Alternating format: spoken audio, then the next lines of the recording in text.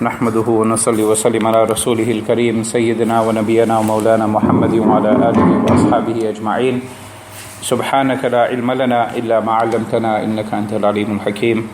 اللهم رب اشرح لي صدري ويسر لي أمري واحلل عقدة من لساني يفقهوا قولي. إن الله وملائكته يصلون على النبي يا أيها الذين آمنوا صلوا عليه وسلموا تسليما. اللهم صل وسلم على سيدنا محمد وعلى آل سيدنا محمد وبارك وسلم. قال الله تعالى في القرآن المجيد والفرقان الحميد بعد أعوذ بالله من الشيطان الرجيم بسم الله الرحمن الرحيم والفجر وليال عشر والشفع والوتر والليل إذا يسر إلى آخر السورة.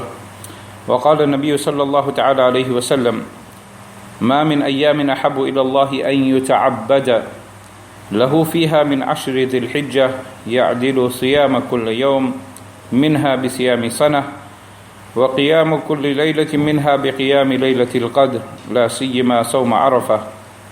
قال النبي صلى الله تعالى عليه وسلم صيام يوم عرفة أحتسب على الله أن يكفر السنة التي قبله والسنة التي بعده. كما قال عليه الصلاة والسلام. Respected brothers, elders, ulama kiram, huffaz kiram, our honorable listeners, assalamu alaikum wa rahmatullahi ta'ala wa barakatuh. In the few verses of the noble Quran which I have recited in front of you today, Allah subhanahu wa ta'ala says wal fajr wa layalin ashr wal shaf'i wal watr wal layli idha yasr. What is Allah subhanahu wa ta'ala speaking about here? Allah subhanahu wa ta'ala has revealed the whole Quran. All of it is very sacred. And in there is benefit for the whole of mankind, right till the day of Qiyamah. There's absolutely no doubt about this. However, at various points in the Quran, when we read the noble Quran, we find that Allah Ta'ala takes an oath. For example, Surah At-Teen, وَالتِّينِ وَالزَّيْتُونِ وَطُورِ سِينِينَ وَهَذَا الْبَلَدِ الْأَمِينَ.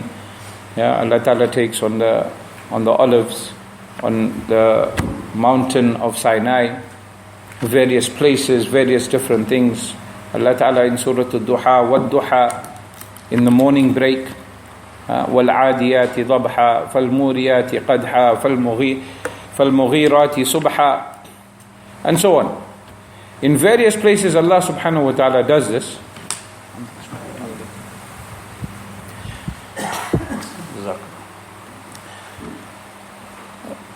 Allah ta'ala wants us to understand the importance of something that He is telling us and to realize the value of it.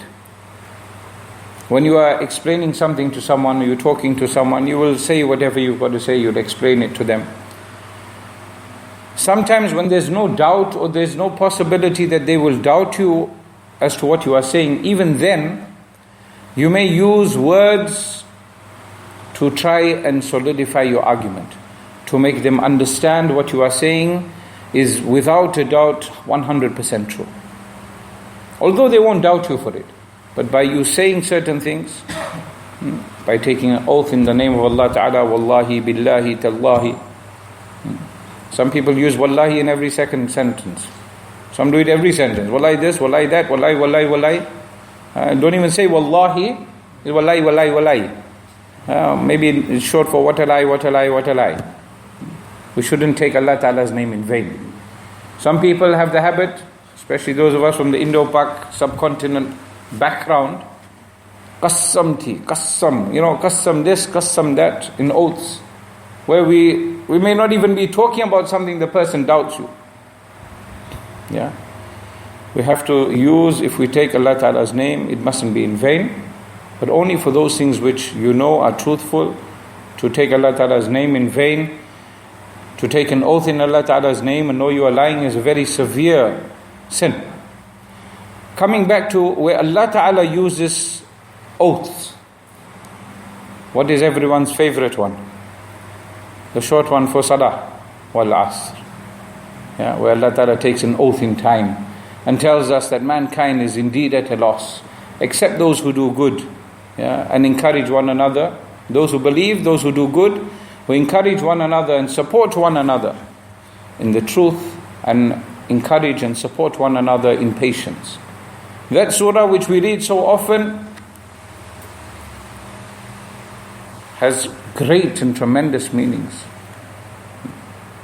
One of the Sahaba Ridwanullahi ta'ala alayhim ajma'in, possibly Hazrat Ali radiallahu ta'ala an, had mentioned, if this surah was the only surah of the entire Quran to be revealed, it would have been sufficient enough for the whole of mankind.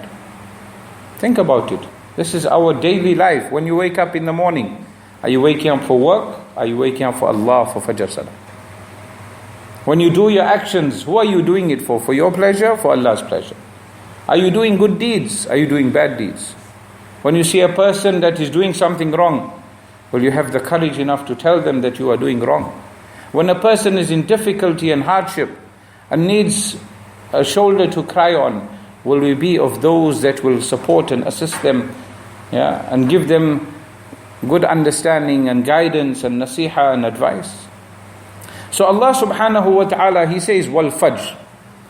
What is this fajr He's talking about? Allah subhanahu wa ta'ala, when He says wal fajr, Allah ta'ala is referring to here the morning of the Qurbani. When does Qurbani start?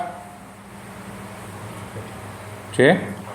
After Eid Salah, on which day? On what's Islamic date? Don't tell me Monday, Tuesday, Wednesday. On the 10th of Dhul Hijjah. That will be Monday the 12th of September. Now we can say Monday.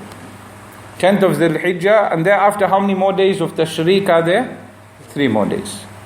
The 11th, 12th and 13th of Dhul Hijjah, up until before Maghrib time, you can make your Qurbani at that time. Okay? Allah Ta'ala takes an oath in that time. وَلَيَالٍ عَشْرٍ. Allah Ta'ala speaks about 10 nights.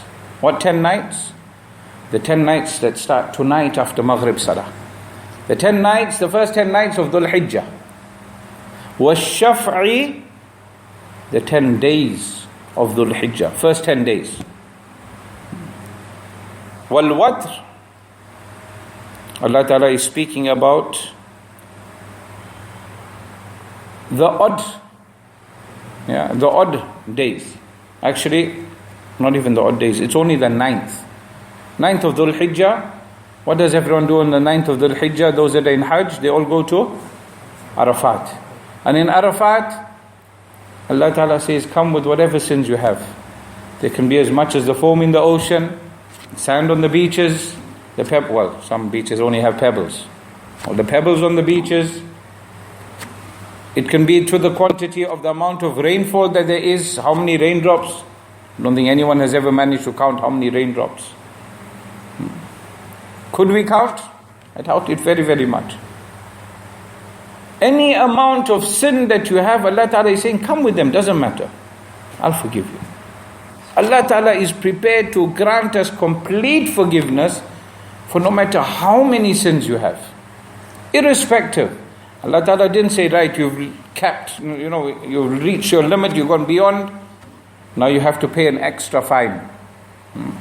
When you use your mobile phone too much, you've got a certain amount of minutes you can use or internet you can use. Everyone gets unlimited SMSs because everyone uses WhatsApp now. No one uses SMS. Illa mashallah. If you go over, you have to pay your mobile provider an extra amount. Whereas Allah Ta'ala, and even if this is done by mistake, unless they feel lenient and they say, alright, okay, you don't normally do it, it happened, gesture of goodwill will forgive you and give you a refund. Allah Ta'ala says, any amount of sin, no matter what you have committed, come to me with a pure heart, with sincere intention. I was speaking to a brother earlier on, just a couple of hours ago. He's leaving for Hajj this evening, inshallah. So he says to me, how do I know my Hajj is going to be accepted? Because my greatest fear I have is my Hajj is not going to be accepted. What happens if I look at a woman by mistake more than once? Some people mock our deen. And I'm talking about the Muslims, who say the first look is free, keep on looking. This is a mockery of the hadith. This is a mockery of the teachings of our deen. This brother is saying, I'm worried. And this is not some big hazrat, some big Mauli Sahib or Sheikh that is asking. This is just a normal layman. He says, I'm worried my Hajj is not going to be accepted. How will I know? Say that only Allah Ta'ala knows. But there are some signs that when you go for Hajj, some people go for Hajj every year, but they come back the same old business. Tax fraud, dodgy claims, whatever it may be. And then once a year they go for Hajj and get all the sins forgiven. And come back and say, the other is that person who may go only once in their lifetime. I read about one sister, somewhere in one of these poor African countries. For the past 10 years selling fruit and veg, she's been saving money. 10 years later now she is going for Hajj. And your niyat is there, your intention is there, your desire is there, you want to be there, you want to go for Hajj, Allah will make means for you. Inshallah. So we've got to have that desire. You said Allah Ta'ala has given you the opportunity to go for Hajj.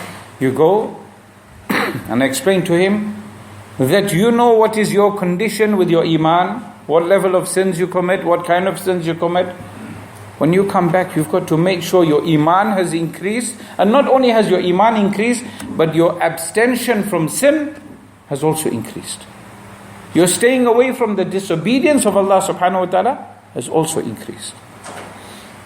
So those that can go for Hajj should go for Hajj. If you can afford to go every year, go. There's no sin in that. As a matter of fact, we're fortunate. Has there been a quota system this year? Anyone know anything about that? For Hajj? Yeah, but from the UK you can still go every year, I think. Where some parts of the world, they have to apply, and if they don't get it, you can't go for Hajj. Some people have been saved, they've got enough money. They can afford the best 5-star package, 7-star package if there was. But when your name is not written there, when Allah Ta'ala doesn't call you, you're not going. So we must have this desire, Ya Allah, take me for Hajj over and over again. Because over and over again, what do? We commit sin. Over and over again, what do? We disobey the commandments of Allah subhanahu wa ta'ala. Over and over again, we make a mockery of our deen, in our actions, in our speech, in the things that we do, in our income. I'm not talking about everyone doing everything here. We all know what is our own condition. Should we not then go and ask Allah Ta'ala for forgiveness? Imagine that day of Arafat. There's no aircon, there's no fan, nothing in those tents. Just got a whole lot of tents here on a hot day. And what's the temperatures now? 40s, isn't it? Saudi summer. We think we got summer. We had 2 days of 21 degrees and everyone's like, take all your clothes off, it's too hot. Double. No aircon, no fan, no luxuries like that. Just a man with his 2 pieces of cloth and his simple jumpers, begging of Allah Ta'ala. And you find people throughout the whole day, they will continuously cry and beg of Allah Ta'ala. Indeed, they are fortunate. They will stay away from applying the best of perfumes. Maybe at home a person is used to using the best of perfumes and colognes and whatever else it is they use. But once you're there, it's simple. To the extent that people are now using that brand also, because it's non-alcoholic, non-perfume, nothing like that. And that's also called simple. I'm not advertising for them, I don't get anything free. Someone says, a person is right down to the bare basics. And in humility, begging and crying of Allah Ta'ala, Ya Allah, forgive me. And not only me, everyone that is there, they're begging for forgiveness for one another. Making dua for you and me. So many people that don't know us. This brother's asking me, I want to make ibadat. I want to make umrah and tawaf. Who can I make for? So you can make for anyone. Who's anyone? I said the whole ummah. Those you know, those you don't know. 1 billion people in the ummah today. More than 1 billion that are Muslims. You make dua for them. You make isali sawab. So inshallah, hopefully, I'm hoping this brother will remember us when he makes his intentions, when he's doing this tawaf, when he's doing this umrah, inshallah. And we should also remember to do the same. Yes, we all desire to go, but it's not possible for everyone to go. So what do we do now? For example, messages are going around now that tonight before Maghrib you should clip your nails, cut your hair and what have you, and leave it like